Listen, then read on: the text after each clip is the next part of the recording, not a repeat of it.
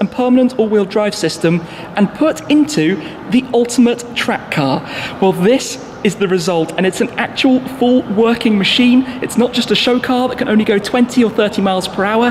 This is the real deal, and it's going to sound immense in a moment when we start it up. This is going to be thunderous. But the entire car is created for the ultimate in aerodynamics, the ultimate in shaving every bit of weight possible, and of course shrink wrapping the carbon fiber bodywork around that power plant. The rear mid-mounted quad-turbo 8-litre W16, originally developed for the Bugatti Veyron almost 2 decades ago, where it offered 1,001 horsepower. That was then followed by the Veyron Supersport, which went up to 1,200 horsepower, before being redeveloped a couple of years ago for the launch of the Chiron, where power went up to 1,500 horsepower and torque of 1,600 newton meters. That's the engine that then found its way into the Pursport, on which this is fundamentally modelled. The Pursport is Bugatti's most track-focused road car, but this takes it even further. And we can see it out undergoing some final testing at Paul Ricard, the circuit in the south of France, looking incredible in the camo. But wait until you hear some of the numbers behind the Bolide. The power output is 1,850 horsepower, the torque 1,850 newton meters, and the claimed dry weight is a mere 1,240 kilos. That gives us a weight to power ratio of just 0.67, or the other way around, the power to weight of 1.5 to 1. The simulated performance and acceleration figures that therefore come with this are 0 to 100 kilometers per hour of 2.2 seconds, 0 to 200 is just 4.4, 0 to 300 is a crazy 7.4, 0 to 400 in only 12.1 seconds, and the full 0 to 500 kilometers per hour over 300 miles an hour in only 20.2 seconds. These numbers are bonkers, completely to match the car we're looking at. Just to walk around and take in some more of the details, you've got this double layer to the rear wing, optimizing the aero. It's top mounted, which gives you the most usable underside. That's where the air is most effectively used. We've got things like the pneumatic jacks to lift the entire car up. Of course, race car, track car. You've got the quad tailpipes separated out in a similar design to that which we've seen in some of the other recent Bugatti models. The reversing light back here in the diffuser, and the multiple layers of this diffuser. Just take in all of those details. There's so much to it. Also visually, a large proportion of the bodywork is left in exposed carbon fiber, the gloss upper sections. This I think inherently gives more of a sporty look versus the more larger painted sections that you see on some of the regular road models. For example, if you step from the Chiron with about 10% of its body in carbon to the Chiron Pursport with about 30% of the body in carbon, then up to this, which is more like 70 or 80%. If we just walk around it though, there's so much to take in. Of course, race car, so you've got the fire and main switches out on the front. Obviously we've got plexiglass for the windows, a wiper in the center. We'll get to the interior in just a moment. All of the openings, the louvres to allow airflow to escape. And I tell you, there's a really clever part of aero here.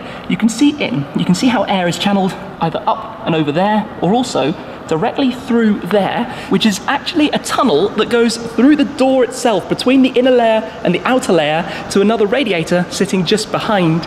Of course, here we've got the race fuel filler cap, but let me show you this very clever piece of aero work up here on the snorkel. Of course, air comes in through the front for the cooling of the engine, but you'll see these little circles on top.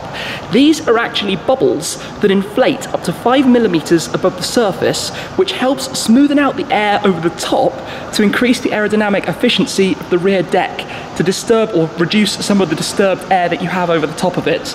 Now, I think we need to take a look inside here. So press the button, open the door up, carefully does this, of course, but this is thoroughbred race car. Just look inside this cabin. Room for two, but basically the lightest shell seats sitting right down inside the monocage, full carbon fiber tub, as you can see, to FIA standards, wrapping all the way around. You've got the pipe work up there for the airflow coming through the snorkel. The interior finished in the blue Alcantara, the French racing blue, but very much race car. Now you might be wondering about door mirrors, cameras. We'll see those in a moment. You've got one on each side, as well as one in the back of the shark fin to help you see backwards, all of which show through the traditional rear view mirror that you have in the center. But I'm going to take a step inside here in a moment. I just want to show you the airflow I was talking about here. It comes through, continues all the way through the door, and then goes into this lower section of the radiators back there, which is absolutely remarkable. Okay, it is time to climb in, stepping over the side sill. You do this by taking one step onto the seat itself before lowering down and further in.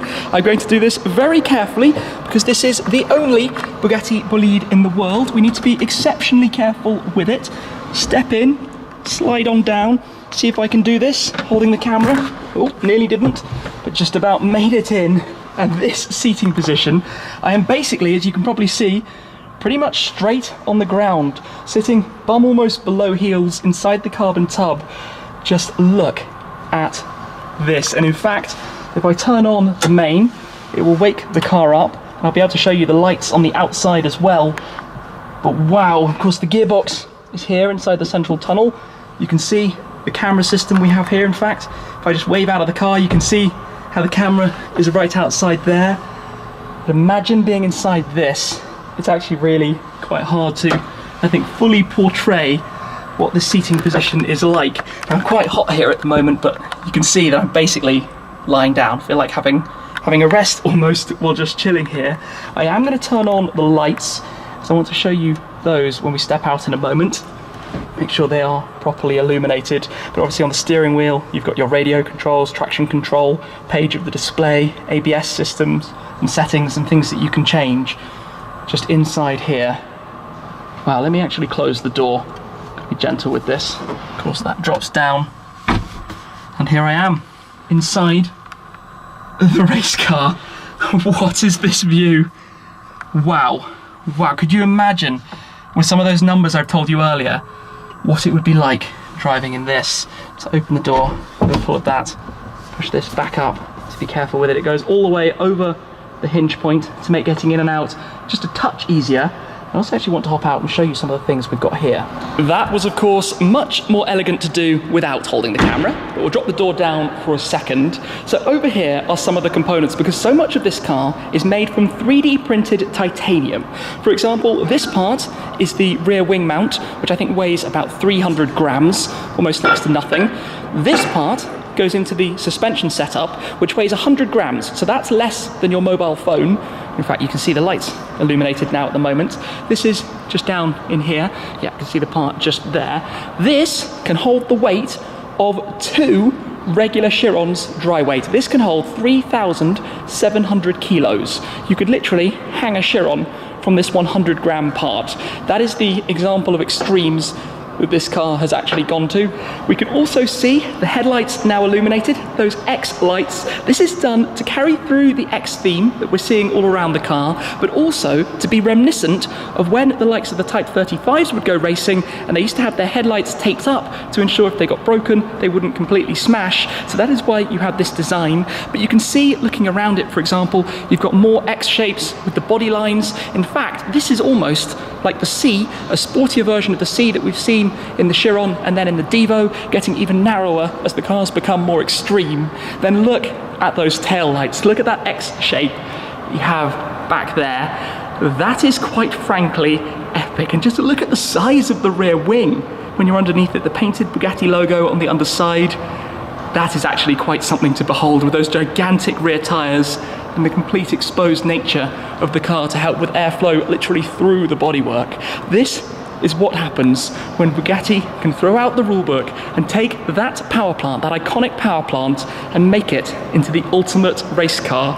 And yet we are still waiting to hear it. So I think it is probably time then to have a listen as this gets started up. It's time to take a listen.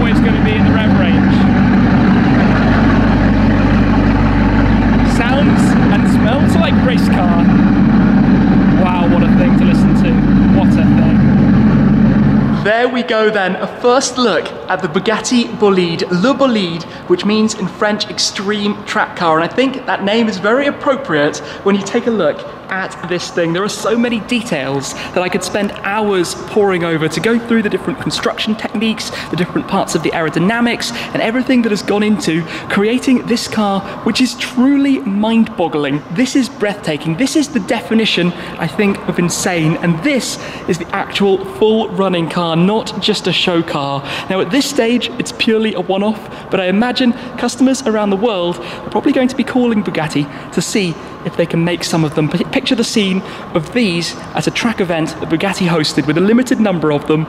That would be quite a sight to behold, and I imagine we might also be seeing some design cues here which could pave the way for future products we're going to see from Bugatti as well. All I know is that this is an absolute monster, and taking it in is something truly spectacular. So a huge thanks to Bugatti, and a huge congratulations as well for carrying through from their history to this in the present day, and who knows what for the future. For now though, thank you very much for watching. As always guys, I appreciate your support an awful lot, but that's it for this time, and I'll see you again very soon. Cheers!